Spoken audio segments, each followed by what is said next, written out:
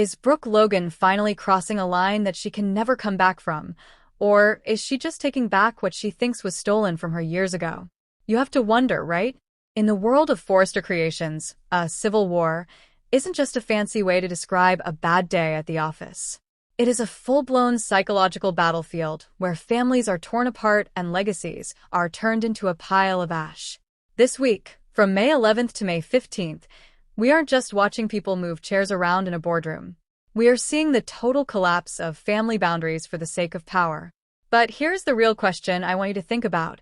Is this power grab actually about business, or is it just a desperate move by the Logan women to prove they belong in a house that says Forrester on the front door? Think about how this all starts on Monday. Brooke Logan is coming at Ridge with what people are calling an offer he can't refuse. Well, think about it. In this show, an offer like that is usually wrapped in silk and delivered in the bedroom. It feels like Brooke is using their destiny as a weapon to pull off a corporate heist. It's a smart move, sure, but is it right? She isn't just asking for a job. She's asking Ridge to choose his wife over his own daughter, Steffy. Isn't that the ultimate loyalty test? It makes me wonder if Brooke's commitment to the company is real, or if she's just trying to see if Ridge will pick her every single time, no matter the cost. If you look at the psychology here, it feels like Brooke is still really insecure. Even after all these years, does she still feel like an outsider who has to fight for a seat at the table? By demanding that co-CEO spot, she's trying to rewrite history. She wants things to go back to the OG days when Eric and Stephanie were the ones running the show. But the funny thing is, Brooke tells Hope she doesn't want to mess up Ridge and Steffi's relationship, yet she's doing the one thing that is guaranteed to destroy it. It's kind of a Logan thing, isn't it? They convince themselves they have good intentions while they're literally holding the matches and standing in a room full of gasoline. By Tuesday, the mess really starts to spread. Ridge, who, let's be honest, is totally being manipulated here, finally goes to Steffi with the news. Can you imagine being in his position? He's basically stuck between two tectonic plates. He's torn because he knows that giving Brooke what she wants means demoting his own daughter. But instead of being a man and setting a boundary, he just drops hints to Steffi. It's such an avoidance tactic, don't you think? It just makes the tension even worse because he's too afraid to just say it out loud. And then there's Steffi. You knew she wasn't going to just sit there, right? She tells her dad in no uncertain terms, Brooke is not taking her job. From where I'm standing, Steffi isn't just protecting a title. She's protecting her birthright. To her, Brooke is just a gold digger who has spent decades trying to tear down the Forrester name. When Steffi says, "Tell me you understand that," she's demanding that her father see her as the rightful heir. Honestly, do you blame her? She worked for that chair. Brooke is basically trying to sleep her way into a promotion, and it feels like the ultimate betrayal of family that on Wednesday, things just get more intense.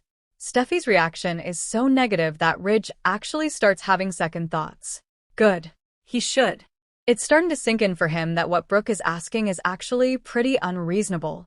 But you know Brooke won't stop. She's a force of nature.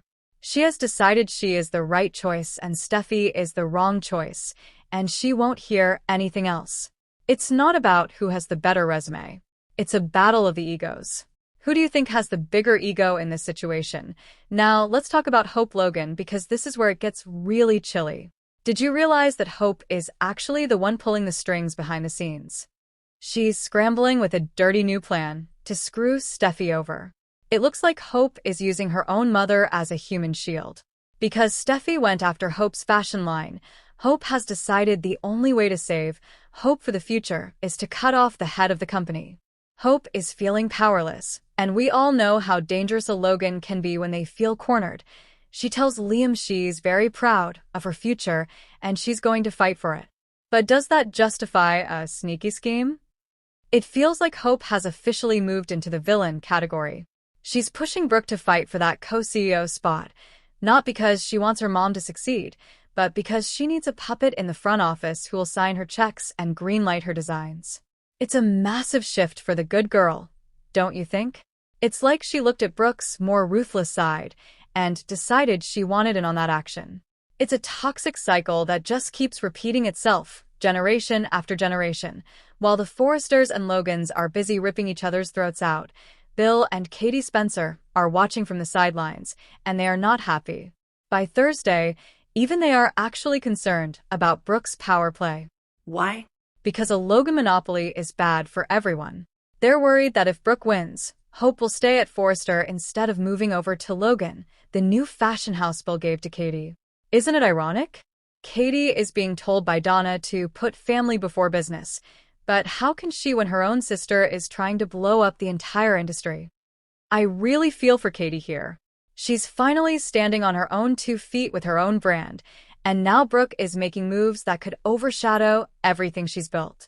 It's like there's a Logan civil war happening right on top of the Forrester civil war. The Logan family is starting to look like a house of cards. One sister wants power, another wants independence, and the third is just desperately trying to hold it all together with a glue stick and some wishful thinking. It's a total disaster waiting to happen, isn't it?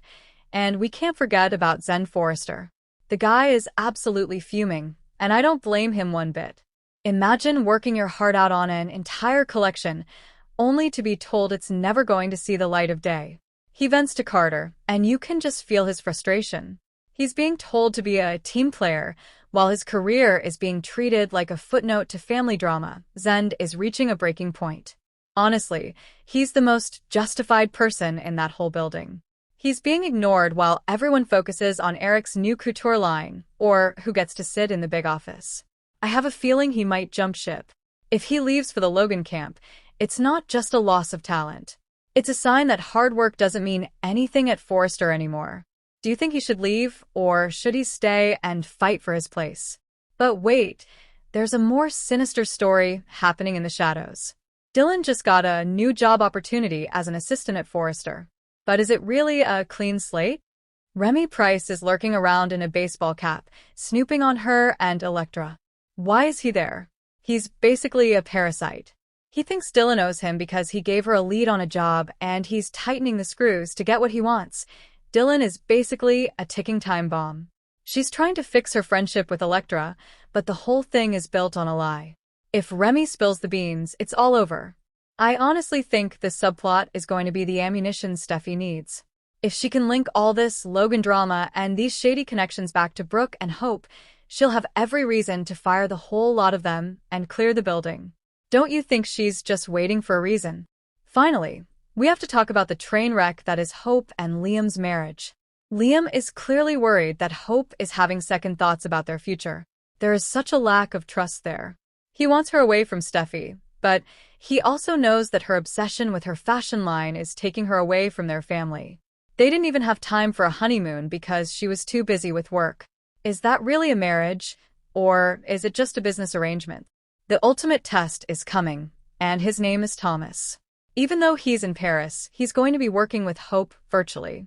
Liam thought they were finally done with him, but Thomas is like a ghost that won't leave the house.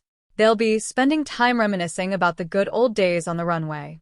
Liam is not happy about it, and can you blame him? Hope is basically using the corporate war with Steffy to avoid the fact that her marriage is falling apart. If she's busy fighting for a title, she doesn't have to face the man she's married to. As the week ends on Friday, May 15th, Brooke is hopeful that Ridge will make the right choice. But what is the right choice? I have a feeling Ridge is going to try to play it safe and offer some weak compromise that makes everyone mad. He might give Brooke some random title just to shut her up, which will only make Steffy more furious. I predict this is going to lead to a full-scale corporate exodus. If Steffy doesn't budge, and we know she won't, Brooke and Hope are probably going to bolt and go work for Logan. This will create a permanent split in the fashion world of Los Angeles. Forrester will be the old guard, and the Logan brand will be the disruptor. Zend will probably follow them, leaving Forrester without any young talent. This isn't just a simple mistake by Brooke. It's a calculated move that is going to leave the Forrester family in absolute ruins. Is Brooke Logan finally crossing a line that she can never come back from, or is she just taking back a destiny that she feels was stolen from her years ago? You have to wonder what is going through her head right now, because in the world of Forrester creations, a civil war isn't just a catchy title for a meeting. It is a full-blown psychological battlefield where legacies are either forged or burned to the ground. This week, between May 11th and May 15th, We aren't just watching a simple change in the boardroom. We are witnessing the total collapse of family boundaries for the sake of raw power. But here's the real question I have for you. Is this move for the CEO chair actually about business? Or is it just a desperate attempt by the Logan women to prove they finally belong in a house that was built by Forresters? Think about how this week kicks off on Monday, May 11th, with Brooke making Ridge an offer he can't refuse. Well, let's be real for a second. In a world of soaps, an offer like that is usually wrapped in silk and delivered in the bedroom. My take on this is that Brooke is essentially weaponizing their destiny to pull off a corporate heist. It's a brilliant move, but let's be honest, it's also pretty ethically bankrupt. She isn't just asking for a promotion, she is demanding that Ridge choose his wife over his own daughter. This is the ultimate loyalty test, and it makes you wonder if Ridge's commitment to Brooke is stronger than his own blood. If we look at the psychology behind this, it feels like Brooke is operating from a place of deep-seated insecurity. Even after all these years, does she still feel like she's just a guest in the Forrester building? By demanding that co-CEO spot, she's trying to rewrite the history of the company to match the OG days, when Eric and Stephanie were the ones in charge. The funny thing is, Brooke told Hope she didn't want to mess up the relationship between Ridge and Steffy, yet she is doing the one thing that is guaranteed to set it on fire. It's a classic Logan move. They convince themselves their motives are pure while they're standing there holding the matches. By Tuesday, May 12th, the fallout really starts to spread. Ridge, who is clearly being manipulated here, finally approaches Steffy with the news. Can you imagine being in his shoes? He is basically stuck between two tectonic plates. He's torn because he knows that giving Brooke what she wants means he has to demote his own daughter. But instead of being a man and setting a boundary, he starts dropping hints. It's such a cowardly way to handle things, don't you think? It just makes the tension higher because he's too afraid to just say it out loud. And then we have Steffy. You knew she wasn't going to just sit there and take it, right? She tells her father in no uncertain terms that Brooke is not taking her job. From my perspective, Steffy isn't just defending a title. She's defending her birthright. To her, Brooke is just a gold digger who has spent decades trying to dismantle the Forrester legacy. When Steffy says, "Tell me you understand that," she isn't just talking about a job description. She is demanding that her father acknowledge her as the rightful heir. I have to agree with her stance here, even if her delivery is a bit harsh. She earned that chair, and Brooke is basically trying to sleep her way into a new office on Wednesday, May 13th. The pressure only gets worse. Steffy's understandable negative reaction leaves Ridge with more doubts than answers. Honestly, good. He should have doubts. He is starting to realize that what Brooke is asking for is actually pretty unreasonable. But you know Brooke isn't going to back down. She is a force of nature who has decided she is the right choice, and Steffy is the wrong choice. This isn't a debate about who has the better resume. It's a battle of giant egos. Now, we have to talk about the shadow puppeteer in all of this. Hope Logan. This is where things get really interesting and a little bit chilling. Hope is scrambling with a dirty new plan to screw over Steffy. It really looks like she is using her mother as a human shield. Because Steffy targeted Hope's fashion line, Hope has decided the only way to save Hope for the future is to cut the head off the company leadership. Hope is feeling powerless, and she is desperate. She tells Liam she is very proud of her future and she's going to fight for it. But in my opinion, Hope has officially entered her villain era. She is encouraging Brooke to fight for the co-CEO spot, not because she cares about her mother's career, but because she wants a puppet in the front office who will greenlight her designs. It's a massive shift for the good girl we used to know. She is willing to start a Forrester civil war on top of the Logan civil war just to get her way. It's a toxic cycle of behavior that is finally coming to a head, and it's fascinating to watch her embrace her more ruthless side. While the Forresters and Logans are tearing each other apart, Bill and Katie Spencer are watching from the sidelines, and they are getting worried. By Thursday, May 14th, they are actually concerned about Brooke's power grab. My take on this is that the Spencers realize a Logan monopoly at Forrester is bad for everyone, including the Logans themselves. Bill and Katie are worried that if Brooke wins, Hope will never leave Forrester to join them at the new Logan fashion house. There is a huge amount of irony here, right? Donna is over here urging Katie to put family before business. But how is Katie supposed to do that when her own sister is trying to destabilize the whole industry? I think Katie is feeling a mix of resentment and fear. She finally found her own footing, and now Brooke is making moves that could overshadow everything she's worked for. It's a mess, and it makes the Logan family look like a total house of cards. We also can't ignore Forrester. The guy is absolutely furious, and honestly, he has every right to be. He designed an entire collection that is never going to see the light of day because the bosses are too busy fighting over titles. He vents to Carter, and you can see the sting of rejection all over his face. He's being told to be a team player, while his career is being sabotaged by family politics. I agree with Zen's anger here.